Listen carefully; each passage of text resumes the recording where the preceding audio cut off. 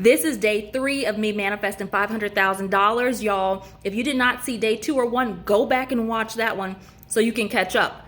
But if you're following along with me and doing the stuff too, you are already starting to see results, because I'm going to go over that in a minute. But where we left off though is so much happened last night. Like let's see, what was I doing last night? Okay. I got my notes here so that I can give y'all all the details. So I was watching YouTube videos last night on money manifestation, and what happened was really interesting, because I got a tip that I was like, oh, you know what? That is so good. And it is the vibrational frequency of money. It doesn't mean that you have to be jumping up and down for joy every single second of the day. The vibrational frequency, the feeling of money is ease. It's ease. It can be exciting too. But for the most part, when you manifest the money, you feel at ease. So I was like, ooh, that's a good one. So, and like for me, I used to just get into this mindset where like, oh, I have to be this super high vibrational frequency of being happy and excited all the time. No, you can be at ease. You can be at peace. That's a vibrational frequency of money. Yep. And then I got inspired thought that came to me. And this is the download that I got. Money is a prop / mirror. It's a direct one-to-one reflection of my energy. Since it's literally just me, I know I can command it, and it does exactly as I say because I do it with my energy. Money is just a physical representation of my energy. Since 92% of the money is digital, I looked that up on Google. It's actually just energy represented by numbers on a screen like a matrix. It's a cluster of beliefs, thoughts, and feelings. From that cluster produces actions and behaviors. Okay, so let's keep that in mind. When I woke up in the morning, y'all, I was so excited. And also, to rewind a little bit, when I go to sleep at night, I do get into the vibrational frequency of money. Like I'm visualizing the end scene. Now, my end scenes are not always the same, but I was visualizing that. And so when I woke up in the morning, I was just like in the vibrational frequency of money. I was like, oh my gosh, I'm so excited. I'm so happy. I feel so appreciative. I was there. Okay. So I was doing that. And then I gave the universe, my higher self, God, a question. More like a request. Okay. So I was like, show me a new innovative way to become in the vibrational frequency of money. And you know what happened, y'all? I got the answer. And it was the cluster method. And so basically with this cluster method, what you do is, since you're following me and you're going along with this, y'all, I'm going to give you the 411 on this stuff. Like, I'm not gatekeeping with y'all. All right. So the money, I started off with a money belief cluster. So you write down all the money beliefs, the positive money beliefs that you can think of, that just really excite you, that just inspire, that just get you like, oh my gosh, this is it. Like I put money follows my command, money and me are one. It's easy making money. Money is so reliable and dependable. I receive money the moment I decide to have it. That's just some of it, okay? So you stack all those beliefs and put them in a cluster, and then you put an arrow down, and then you put money thought cluster. And these are the thoughts that go along with the beliefs. Like some of mine is receiving a deposit in my bank account. Let's see, what else? Me snapping my fingers and money manifesting for me instantly. Like anything you can visualize, that's it.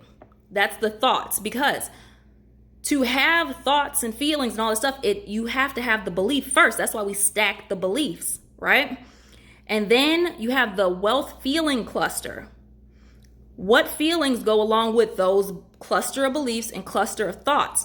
And for me, it was I feel ease, abundant, excited, knowingness, light, happy, and appreciative. All right. And then after that, you're going to put wealthy behavior produced.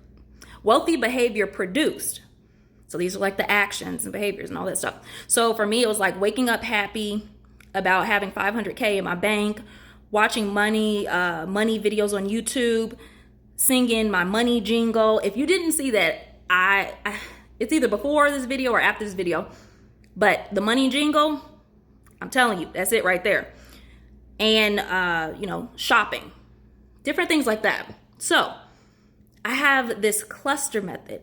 And then, yes, that instantly put me in the vibrational frequency of money. And you know what else happened? The result, y'all? You want to know? Okay, so just in the last 24 hours, I manifested 28 new followers plus, and it's still going up. So I'm like, okay, I'm on the right track. The other things that I did today is I was singing my money jingle. If you didn't hear my money jingle, y'all, go back to that video and listen to it, because I just get in the vibrational frequency when I'm singing that song.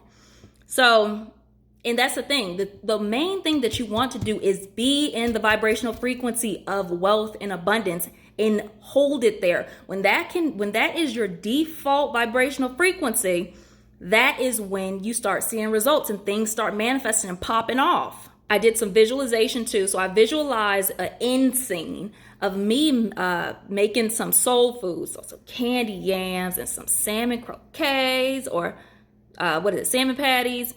Like, I visualized the end scene.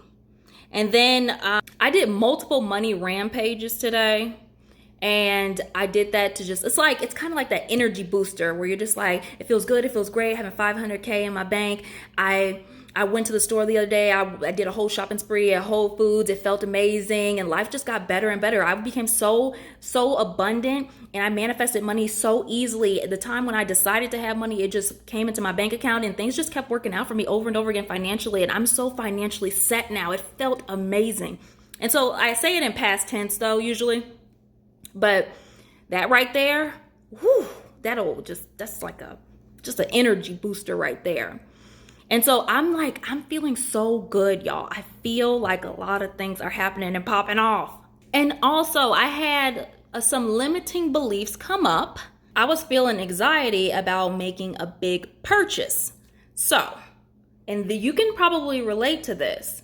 So what I did, I got down to the brass knuckles of this, and I was like, okay, this is a limiting belief. This right here, this feeling is one of the feeling clusters. And the thoughts that I was thinking that were going with it is a thought cluster. So let's dig into the belief of what it is. And I'm just going to go over, and because I do it in layers, I get down to the root of what the actual root of the limiting belief is. So it went something like this. I have to pay more. Okay. That was a limiting belief I had. And then it was, I'm going to have less money for food and fun. And then it went down to, I only make a certain amount of money. And then it went to, because I've never been able to make a lot of money. And then it went to, because I also asked myself, I was like, okay, what tells you that? And then I said, my experience in the past. And then what came up for me is, so why are you basing it off of an experience that was generated by the limiting belief that put you in the position you're in now? I was like, oh, you're right. And then I was like, that's true. It doesn't make sense. It doesn't make sense. But then after that, y'all, I was like, okay, but I think because I have to make where I'm at make sense. All right. So basically the root belief here was that right there. I have to make where I'm at make sense. That's the root. So then I got into investigative mode. So I said, in order to feel good about paying a high ticket thing, paying for something that's more, you have to make a lot of money, okay? But at the same time, I was saying, but you have to make money where you're at in life make more sense. It didn't make sense. Follow me, y'all, to get the next detail on day 4 next. Keep up.